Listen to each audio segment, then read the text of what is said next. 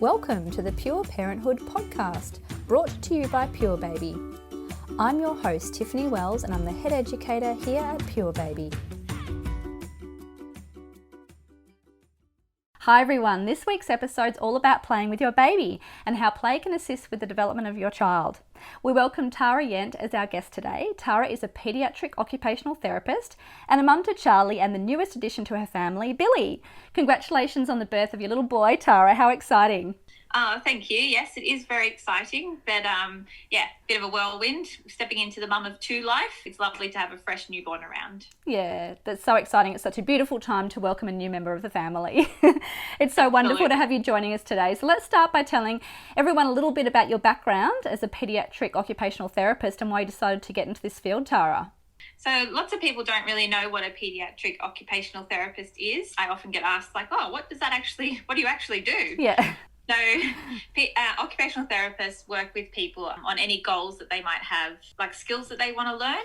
Particularly for me, working with pediatrics, I work with children who often have a disability or maybe a delay in their development, and they've got particular gaps that they want to work on. And that might be things at home or at childcare or school or when out in the community. And OTs help them work on those skills. So it might be things around playing skills, eating skills, sleeping, social skills, writing, learning, toileting, bathing, dressing, behaviour, and emotional regulation as well, so that they can succeed in those environments that, kids play in and interact in.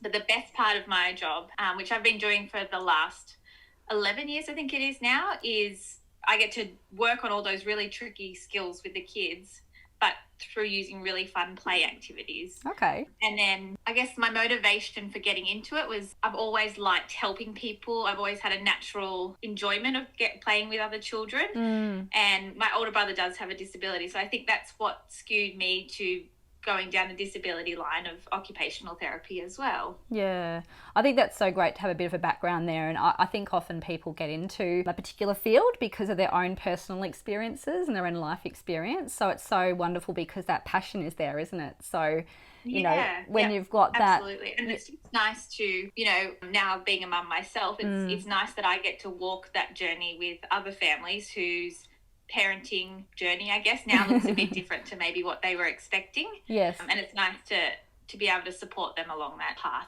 Yeah. So you must have found, I guess, having those qualifications would have supported you a lot as a mum coming into that. Do you feel that that's sort of something that's probably helped you along the way?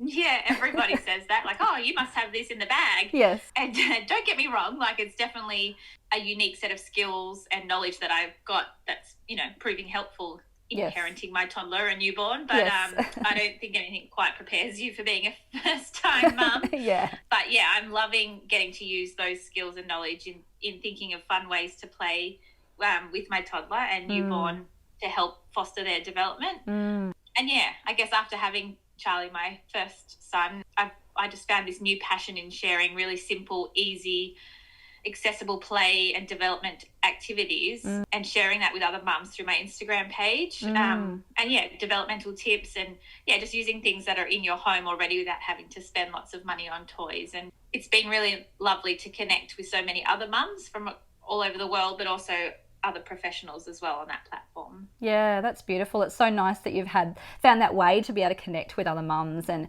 really support them with those ideas through your Insta. That's just amazing to be able to share it in such a practical, user-friendly way. And we know that most parents are kind of accessing things that way these days as well. And to have that way to really communicate and share with others must be a great feeling for you. So can you explain a bit more about what baby play is? Because I guess that's the topic today. It'd be great to know a bit more about that. Yeah. Look, baby play is just a really snazzy way of saying defining the time that you spend with your baby, purposely interacting and engaging. And I don't think there's anyone out there who doesn't love playing with little chubby, cute babies. Yes.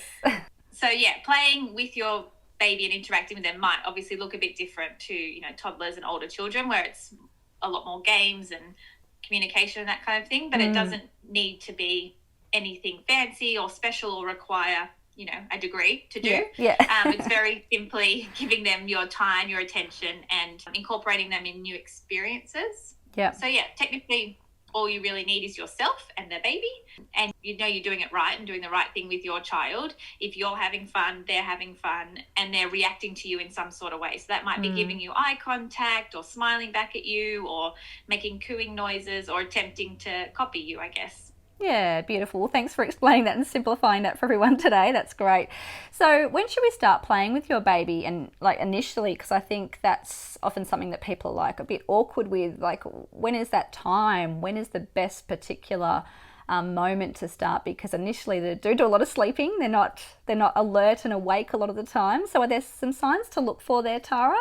Yeah, absolutely. Play is essential for all children's development and learning and well-being. So through play, our kids learn about the world and they start to explore and discover how things work. So really good time to start is from the start. Okay. So like you mentioned, of course, in those first 3 or so months, most of your play interactions will be short and sweet. Yep. Because they do spend most of their time feeding or sleeping, and those really young, fresh babies get really overstimulated easily, and you get into that nice cycle of unsettledness. Yes. So yeah, but don't underestimate those small windows of awake time and making use of them, but just keeping it really simple. So in regards to signs to look for, you just want them to be happy and calm. So usually after they've had a good feed, they might enjoy a short window of awake time to look at your face, that kind of thing, before they have their next sleep. So that's a good time to do it, when they're nice, happy and calm. Okay.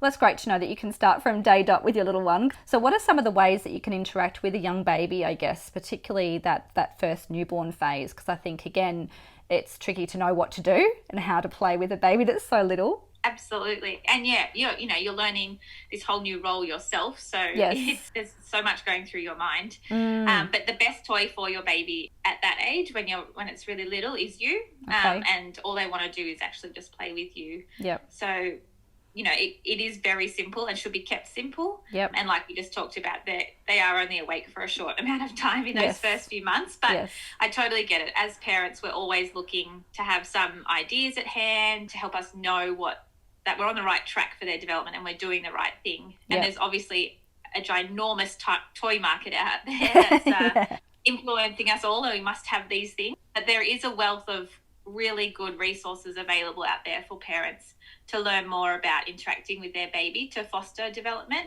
such as the Raising Children's Network website. But yeah, as a first-time mum, I don't think I've ever Googled so much. Every question that popped into my head, I was Googling it, even if, my work brain knew the answer. My mum brain couldn't attach it to my own child. Yes. But yeah, I guess the best advice that I can give to parents listening from 0 months old is to always follow your child's lead. Okay. So that means if you see them interested in something in particular or liking something that you did to them, use that as motivation to keep them engaged, and maybe slowly introduce different or something new into that play interaction and see how they respond. So that might be something as simple as, like, I know my newborn Billy, he loves when I blow little raspberries. I get a reaction from him, his eyes focus on my face, and then I might add a little noise in or a little smile. So it's very simple, but you're getting that nice golden moment back from your child. That's showing you, oh, I liked that, that worked for me. Yes. And I think that's the other thing is when they get a bit older, around toddler age, really probably from about 4 months on, you can start observing a little bit closer of their interest, because I can't tell you how many times I've set something up for Charlie thinking it was the bee's knees of activities, and he couldn't have cared less about it. Yeah. And I guess that's because it was something that I thought looked cool, but it wasn't following his current interests or, stage of development or play skills that he was in. I just was like, saw something on the internet or thought of something and thought, that looks great. Yeah. And ended up having to clean it up myself anyway. That's fun. Yeah, that's a parent's role, right? Clean exactly. Up, pack up. Exactly, yeah. It's definitely worth spending some of that time watching and observing your child, sitting back a little bit and seeing what they gravitate towards. Yeah, from about 4 months old, when they get a bit more mobile and interested in play. Yeah, that's a great tip, I think, following your baby's lead like that, because like you said, you can set something up or have a great idea, but it might not necessarily be something that they're into yet, or they can really interact with or even see as being something fun to do. So you don't want to waste too much time setting things up or, getting all prepared when it's actually something they're not going to even look at twice. So That's a great tip there. So, Tara, what are some of your favourite ways to play during different stages of development with your little ones? I mean, I guess you've got Charlie to fall back on there, but also just now with Billy, are there some differences there? And what would be your top tips with things that you found have been your favourite things to do?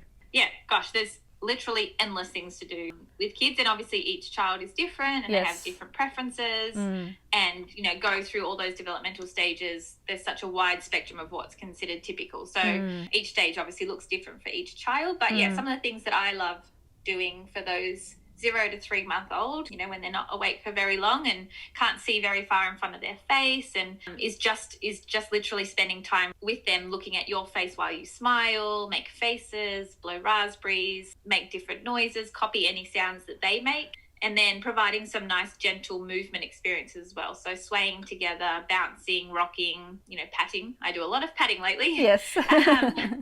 Touching their face, arms, legs, tummy, making sure that's like nice, light, gentle touch, but also maybe a little bit firmer baby massage so their sensory systems get different stimulation. Yeah. Starting to sing songs together and spending some nice time in that tummy time position as well. So yeah, like I mentioned, they can't see very far at this age, and they love those contrasting patterns, which is where all that black and white books and stuff come in. Yeah. But they also can get very overstimulated quickly. So 5 to 10 minutes max is more than enough playtime between sleeps. That's great. Yeah, 4 to 6 month olds, this is when they get a bit more active and they'll want to use their arms and legs a bit more purposefully. So lots of active play opportunities, getting down on the floor, giving them things that, rattle when they're knocked and moved, giving them space to practice rolling, introducing some more music, talking to them just, as you would every day, looking at some books, singing, nursery rhymes. Peekaboo is a great one at this age. And any sort of like safe sensory play, exploration of textures and just being outdoors in nature, I think is a nice one. This age, they're really drawn to colours and patterns and shapes, of different objects and toys. So like looking at the trees blowing in the wind, touching the grass. And yeah, they love to touch everything, and they may start trying to mouth all of the objects as well. So this is the key time to start baby proofing your home and play area as well. Yeah, that's such a lovely time, that 4 to 6 month age, I think, because they are just starting to really interact a bit more. So it's so special and it's so beautiful to have the smiles and the things that are coming out a bit more and being able to physically play and have that real interaction. I think it's a really exciting time there. Absolutely. It's so much more rewarding, I guess, as parents when you do start to get a bit more back from them, and you can see their little eyes light up as they explore the world, because everything is new to them. So everything is very exciting. Yeah, absolutely. And then we've got our older ones, our 7 to 12 months old, who, again, are on the move. So lots of active play opportunities, using motivating items to encourage them to start crawling or pulling to stand and furniture cruising.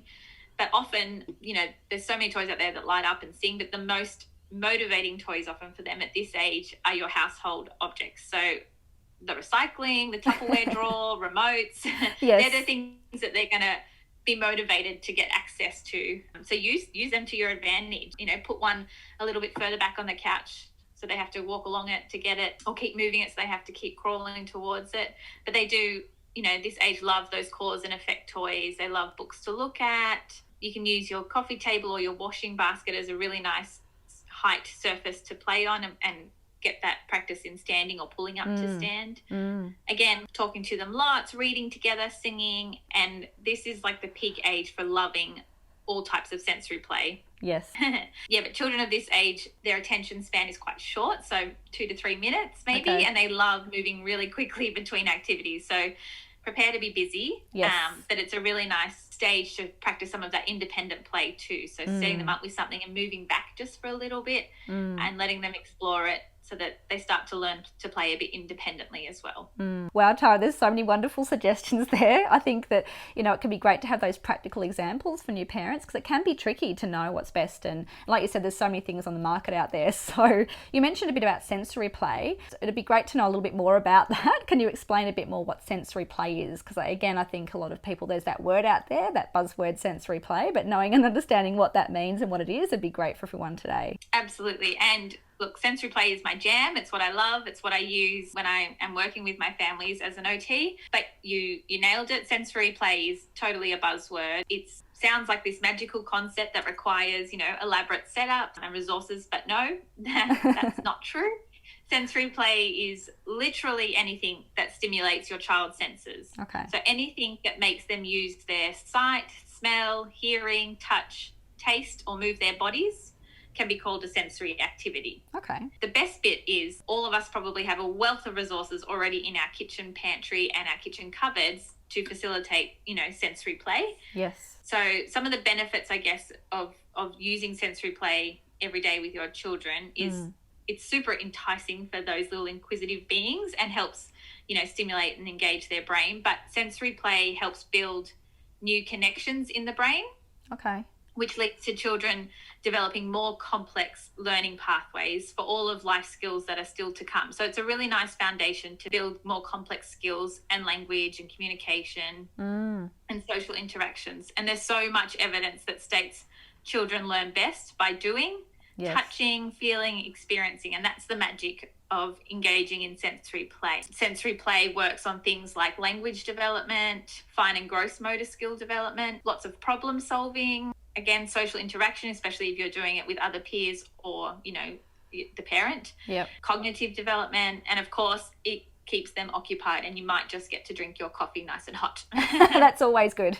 Like I mentioned on my Instagram page, I've really found that parents resonate well with activities they can do with things they already have at home. They don't need to go and buy specific resources or toys or anything like that. So some simple ideas that the listeners out there might already have at home that they could do with their children could include things like hanging different textures or things that make noise or different colours from the baby play gym, or stick it to the wall. Or on furniture, so it's at your baby's eye line to look at.